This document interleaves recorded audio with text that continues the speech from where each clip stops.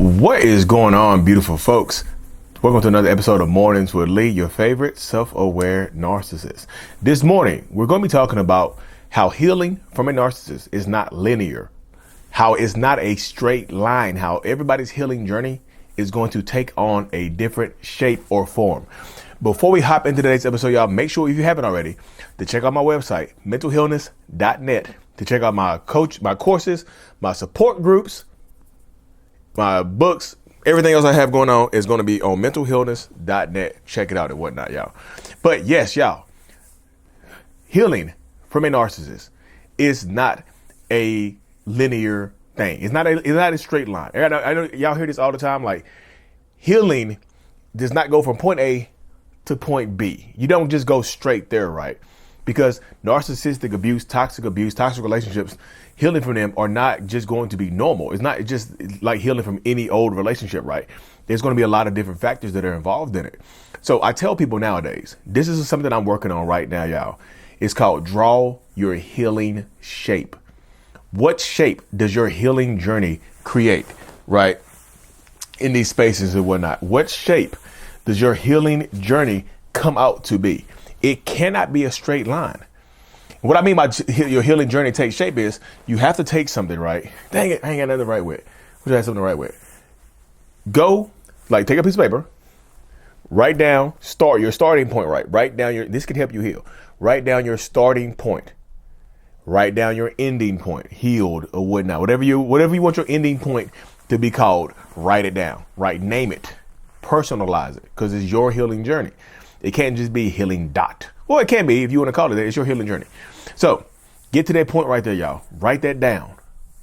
And then write down what you feel like are all the obstacles that are holding you back from getting to your starting point, to healing dot, to your healing point, to what healing looks like and maybe feels like to you, right? Because this can help you out so much. And what shape do you come up with? Don't just write it in a straight line. These points cannot be in a straight line because some of them they're not going to happen in order, right? The healing is not going to happen in any order as well. You don't just go from here to here to here to here to here. That's linear. You're going to go to here. You're going to go here. You're going to slide back. You're going to go forward a little bit, 2 steps back, 1 step forward, 3 steps back, up, down, sideways. What shape is your healing journey? What shape is it? Because it helps you out, because you have to be able to connect the points on this healing shape, right? Write down trauma bond, write down my own self-doubt, write down fear, write down shame, write down regrets, write down insecurities, write down abuse, like write down stalking, write down post-separation abuse, write down the kids, write down finances, write down whatever it is, just write it down, put little dots around and connect them in any way, shape, or form you want to. Because these are the obstacles that you're going to have to face. When you can see it, it can feel overwhelming. Let's be real. When you can see it, it can absolutely feel overwhelming. Like, damn, I don't know how much I want to heal anymore, Lee. And I get that, y'all. I definitely understand that. Because so many people get it into their minds, like this is a difficult thing to reconcile with, that there's so much to do on this journey. There's so much you have to work through. There's so many different dots, right? And no 2 people are going to have the exact same amount of dots.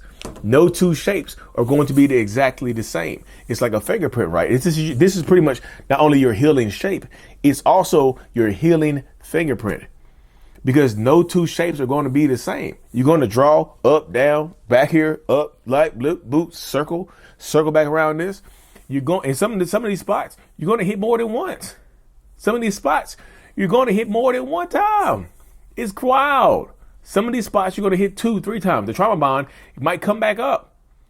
Breaking no contact, going no contact, being okay with never talking to this person again, limiting access to me, only responding to things, not taking the bait about, when they try to hoover, if y'all have kids and they're trying to use the kids to hoover you back in, not taking that type of bait. There's so many different moving pieces in this situation, y'all, in this scenario that you're going to have to contend with. And I know I tell this to people all the time. And it's absolutely not fair. Let's keep it real. It is absolutely not a fair thing that you have to deal with this abusive, manipulative person over and over again. It is absolutely not fair. But like when you get this type of stuff down and you start crossing off those dots, when you start blowing through those limiting beliefs or the things that you feel like are in your way from healing, you're going to feel a lot better. It's going to feel good to knock things off their list, cross through it, go through it. Sending the breakup text message. I'm afraid of their retribution. I'm afraid of what they're going to say. I'm afraid of the smear campaign. The smear campaign can be a dot on there as well, y'all. You got to connect the dots. The smear campaign can absolutely be a dot on your healing as you take part of this healing shape. You said this empathetic fingerprint, your healing fingerprint. The reason I call it a fingerprint because it's going to be different than everybody else's.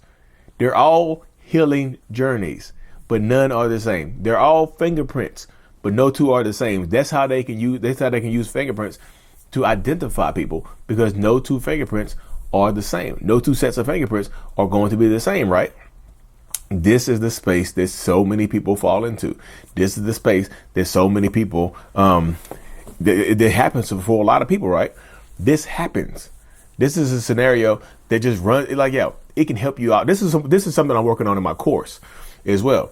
This healing fingerprint, it might be part of my healing from narcissistic abuse course that I'm working on right now, but I'm just developing it a little bit more because it's going to be unique to every single person. But I'm not saying just because it's unique doesn't mean that you can't use it to help somebody else out. Like the next video I'm going to post out today is going to be about how the trauma bond feels. And I did this video. I'm going to do that video to show people that you're not the only one going through this. Your healing shape, whatever it looks like, is going to take form. And the more form it has, the more you're healing. If you draw this healing shape out with all these dots, you're afraid to take that first step to connect them. Yeah, like I said, your paper gonna be empty.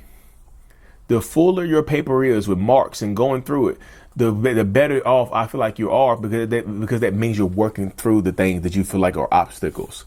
And a lot of times writing down these obstacles or what you feel like is an obstacle, you can knock it off quickly because you realize it's not really an obstacle. The smear campaign. They're going to post stuff about me on Facebook to their page with only 17 friends. You worry about the smear campaign to 17 people that don't like you anyway? They smear you already. They don't have to smear campaign you. The narcissist goes over there to try to smear campaign you, and they're like, hey, stop. We got this. We're going to smear campaign them for you. You don't have to save your energy for something else. Save your energy for something better. We got the smear campaign this time, Bucko.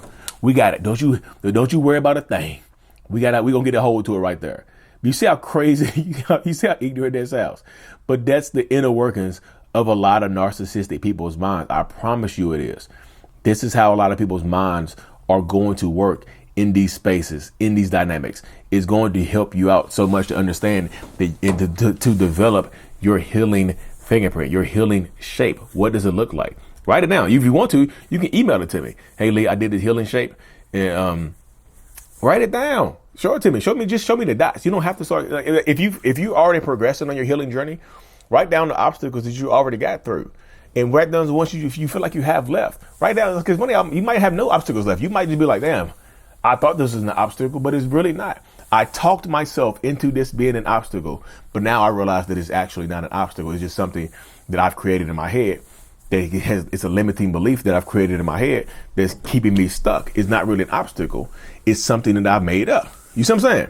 Send it to me. You can email it to me. My email address is mentalhealness8585@gmail.com. Just put the quote, put the subject as healing shape, and just send it to me. I'll be interested to see it. I'll be interested to see it.